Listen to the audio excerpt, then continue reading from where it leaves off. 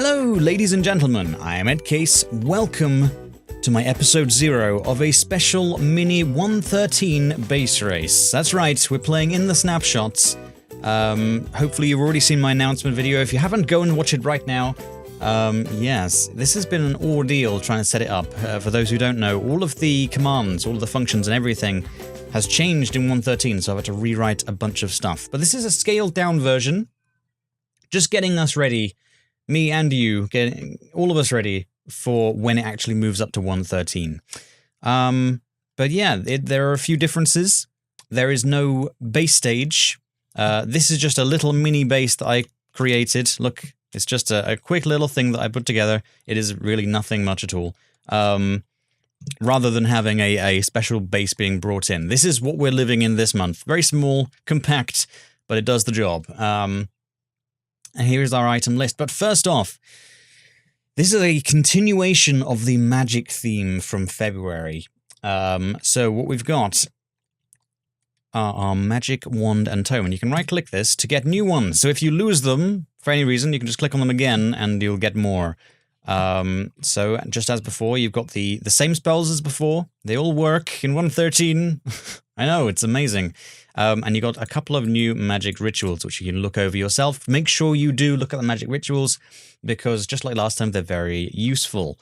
Right, how to cast spells and stuff. Something I didn't go over last time, because I left it up to you to figure out all of that and jazz. This wand is actually a bow. Right, so you hold down right-click to charge up, and you shoot, just like a bow. Except what you do is you open up your tome, you click on one of these to get a spell, and then let's just say you take a blue spell, for example. I think it chooses from your hotbar first. I think it's from this side to this side in your hotbar, and then it chooses from top to bottom, left to right, I think. I'm not entirely sure. Deciding which arrow it takes first. Not entirely sure about that, but I'm sure you'll figure it out. You can always go back to February's base race, watch a few videos there to figure out how everything works and all that jazz. But yeah, now you can just fire this and it'll do the spell over there. Right. Also, make sure, if you want to actually perform the spell, the arrow has to kind of exist at the end. So don't fire it directly at a mob. If you fire something directly at a mob, it'll hit it, and it'll be like just firing a normal arrow at the mob. Or, in fact, like if you fire this one, you would actually be giving the mob that you hit 22 seconds of night vision, just depending on what color the spell is. So yeah, bear that in mind. I think that's everything about the spells. Oh yeah, don't cast them near the base. Do not, because there are some, explosive properties to some of these spells. And there are things in here that you really don't want to blow up. For example, if you blew up this sign, then you wouldn't be able to get any more tome stuff and things, right? Also, the chest checking device to make sure that you've got everything that you need from the chest.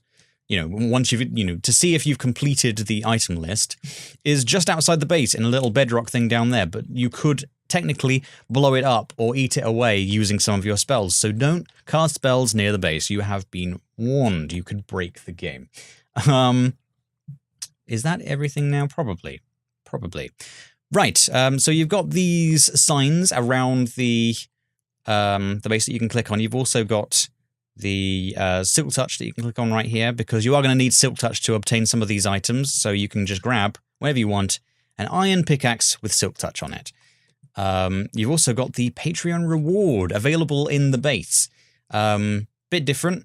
You can actually kind of see what it's going to give you. I'm not going to click on it because that will give you extra information. But yes, the Patreon reward is a trident. A trident, the new weapon for 113.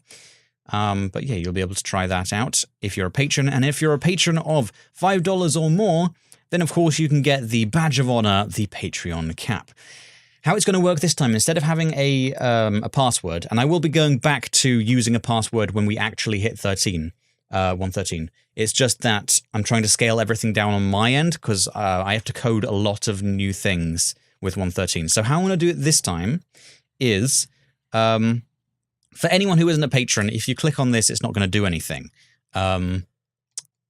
If you are a patron, then go to the Patreon posts page, on, the Mobcase Patreon.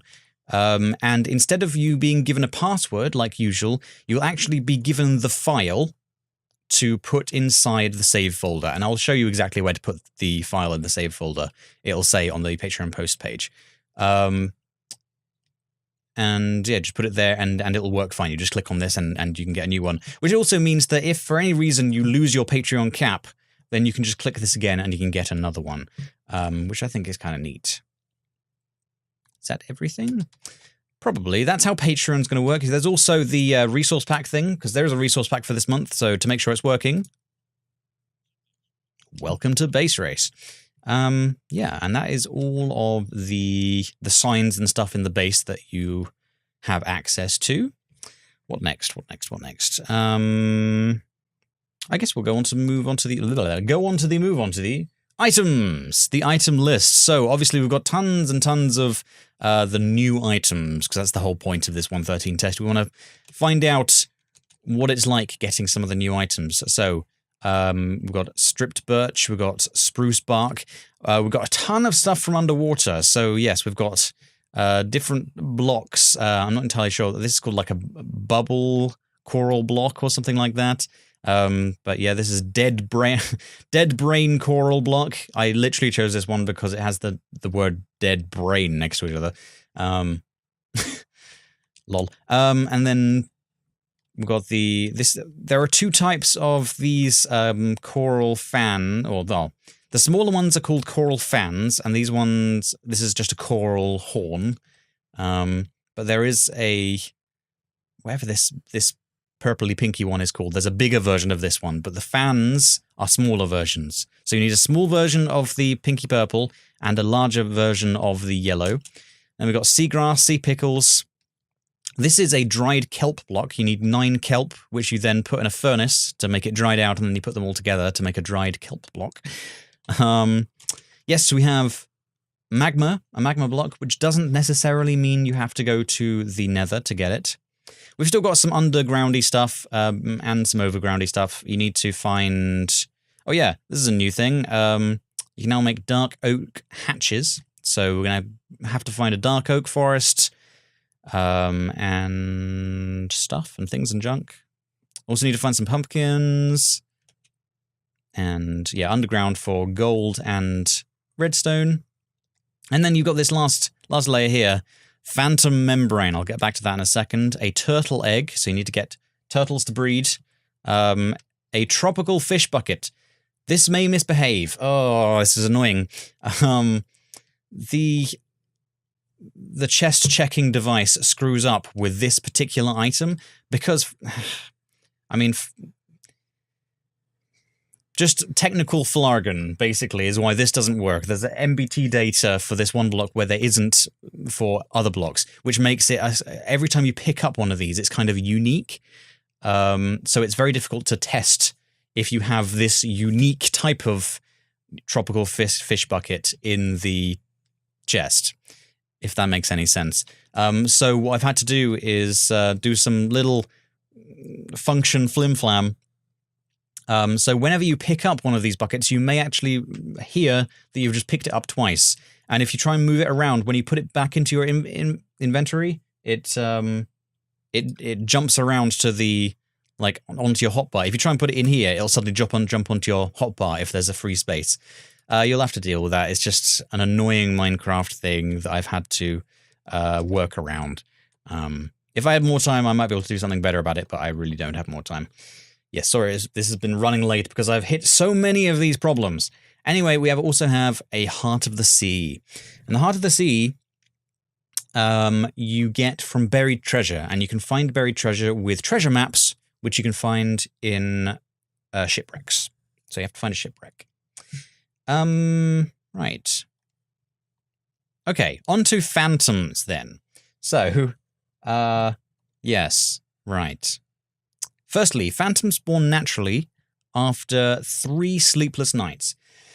Now, what that actually means is if you do not sleep, or you do not die for 3 nights in a row, then on the 4th night, they will have a chance of spawning, and every night after that, they'll have a greater chance of spawning.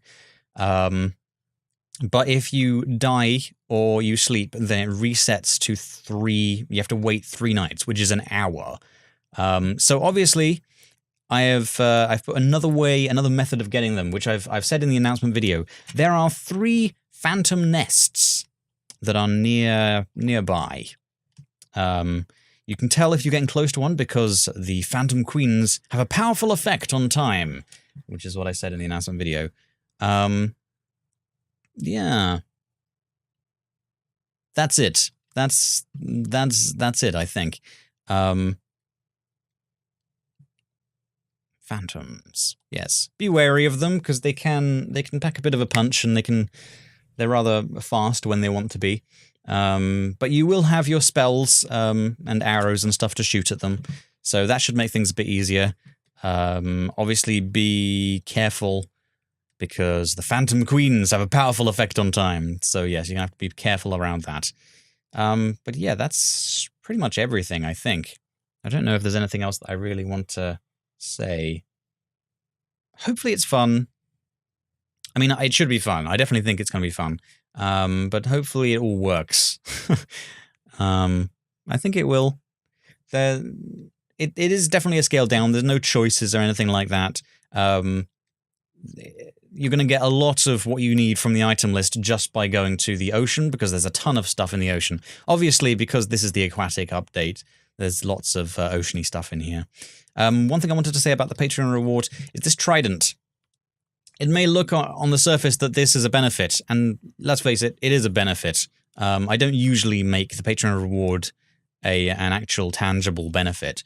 But the thing is, you do already have a very powerful weapon in the form of a wand and tome, so actually having a trident isn't really going to make a difference. So that's why I kind of justified giving you a weapon at the beginning with the Patreon reward, because I don't think it'll make that much difference. I just think it'll be a fun thing to play around with if you're a patron. So yeah, I hope you enjoy that.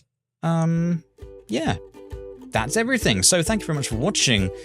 Good luck out there in the future 113 times. Hope you enjoy it. Thank you very much for joining. I've been EddCase. Goodbye.